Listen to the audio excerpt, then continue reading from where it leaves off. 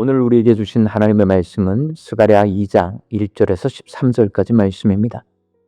내가 또 눈을 들어본즉 한 사람이 측량줄을 그의 손에 잡았기로 내가 어디로 가느냐 물은즉 그가 내게 대답하되 예루살렘을 측량하여 그 너비와 길이를 보고자 하노라 하고 말할 때에 내게 말하는 천사가 나가고 다른 천사가 나와서 그를 맞으며 이르되 너는 달려가서 그 소년에게 말하여 이르기를 예루살렘은 그 가운데 사람과 가축이 많으므로 성곽 없는 성읍이 될 것이라 하라.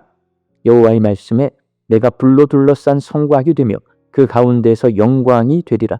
오호라 너희는 북방 땅에서 도피할지어다. 여호와의 말씀이니라. 이는 내가 너희를 하늘 사방에 바람같이 흩어지게 하였음이니라. 여호와의 말씀이니라. 바벨론 성에 거주하는 시온아 이제 너는 피할지니라.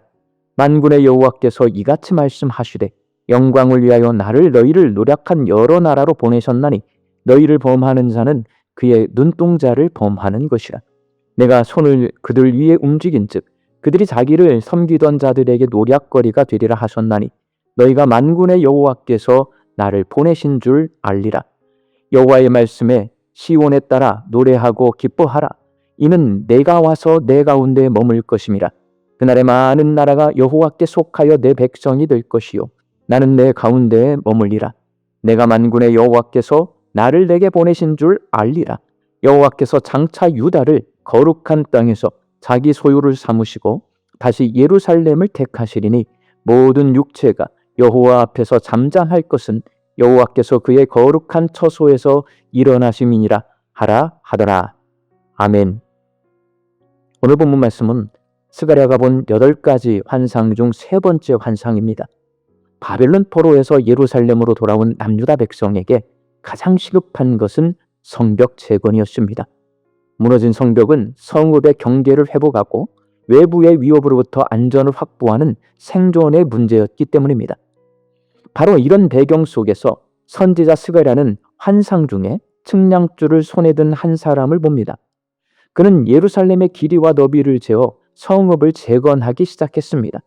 성읍의 크기를 재는 것은 곧 우리가 지을 수 있는 만큼 짓겠다라는 인간의 능력과 계획을 상징합니다. 그런데 이때 붉은 말을 탄 천사에게 또 다른 천사가 다가와 이렇게 명령합니다. 본문 4절 말씀입니다. 이르되 너는 달려가서 그 소년에게 말하여 이르기를 예루살렘은 그 가운데 사람과 가축이 많으므로 성곽 없는 성읍이 될 것이라 하라. 예루살렘 성벽 건축을 하려는데 성벽이 없는 성읍이 될 것이라고 말합니다. 모든 건축은 건축물을 세울 땅을 측량하는 것으로 시작하듯이 성벽을 쌓는 것도 측량을 해야 쌓을 수 있습니다. 그런데 성벽이 없는 성읍이 될 것이라고 말씀하시니 이는 성벽을 쌓지 말라는 말씀이나 다름없습니다. 그렇다면 성벽을 쌓지 않아도 되니 측량줄을 버리고 측량하는 것을 중단하라는 이 명령은 과연 어떤 의미를 담고 있는 것일까요? 성벽이 없는 예루살렘 성읍은 한량없는 하나님의 은혜를 부어주시겠다는 약속입니다.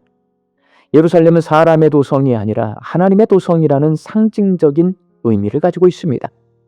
하나님의 도성은 하나님의 뜻과 계획에 따라 다스림을 받는 곳입니다. 그런데 남유다 백성이 측량해서 자신들이 지을 수 있을 만큼만 짓겠다고 하니 하나님이 이를 거절하신 것입니다. 하나님은 하나님의 은혜로 그것도 사람이 측량할 수 없는 한량없는 은혜로 재건하시겠다라고 말씀하십니다. 본문 4절 말씀입니다.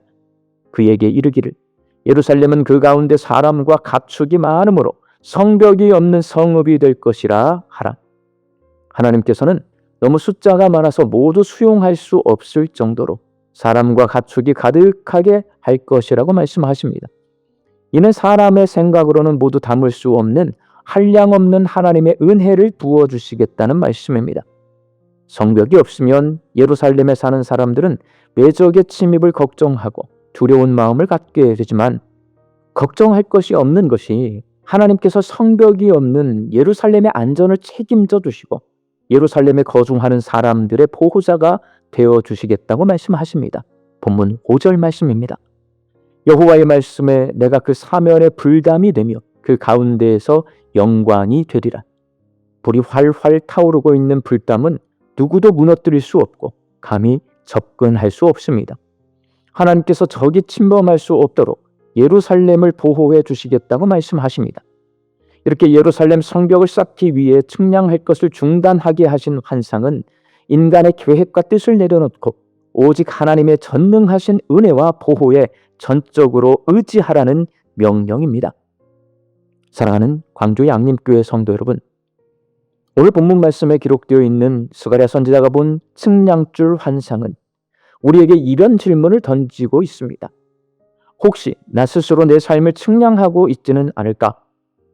바벨론 포로에서 돌아와서 하나님 뜻과 하나님의 능력으로 살지 않고 내 뜻과 내 힘으로 살려고 했던 남유다 백성처럼 내가 가진 측량줄로 나 스스로 한계를 지어놓고 그 측량줄에 갇혀 있지는 않은지 한번 생각해 보시기 바랍니다. 얼른 떠올릴 수 있는 것이 재정의 측량줄입니다. 돈이 주인된 세상을 사는 우리는 돈 없으면 아무것도 할 수 없고 돈이 있어야 무슨 일을 할 수 있는 것처럼 생각하며 재정의 측량줄에 갇혀 삽니다. 돈도 하나님이 주시는 것입니다. 많이 주면 많이 주시는 대로, 적게 주면 적게 주시는 대로 감사와 자족함으로 살아야 합니다.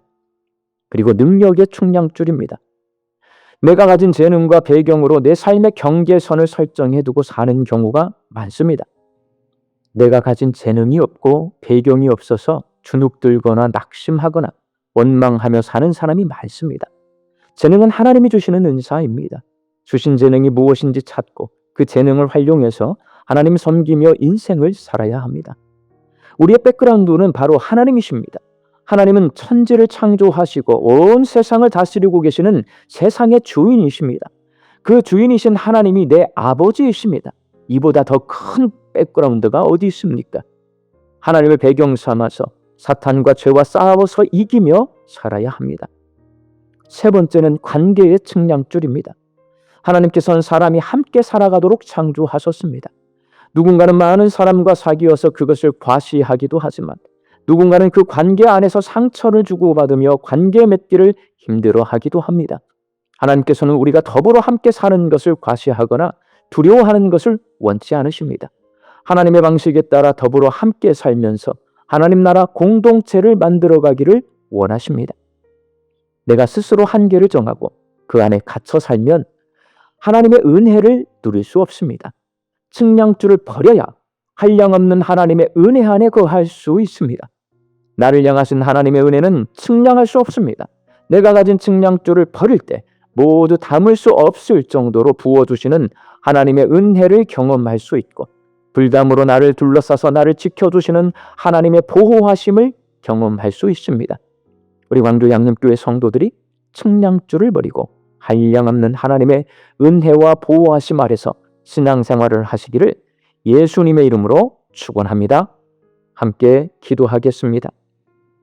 나 스스로 한계를 정해놓고 그 안에 갇혀 사는 내가 만든 측량줄을 내려놓고 한량없는 하나님의 은혜와 보호하심 아래서 하나님 바라보며 살아갈 수 있게 하여 주시옵소서. 오늘도 말씀 듣고 세상을 향해 나아갑니다. 이 하루도 하나님 주시는 일용할 양식 앞에 감사와 자족함으로 화답하게 하여 주옵소서. 흩어져 살고 있는 우리의 가족과 자녀들이 스스로를 한계짓지 아니하고 하나님이 주시는 한량없는 은혜 가운데서 감사와 자족함으로 화답하며 살게 하여 주옵소서. 육신 연약할 소낫기를 간구하는 환우들이 있습니다. 예수님의 능력으로 치유함을 얻게 하여 주시고 오랜 시간 침상에 누워 계시는 장기 환우들과 어르신들이 천국 소망 붙들고 오늘 이 하루를 살게 하여 주옵시며 애쓰고 힘써 서돌보는 가족들 위해 새 힘을 더하여 주옵소서. 예수님의 이름으로 기도하옵나이다. 아멘.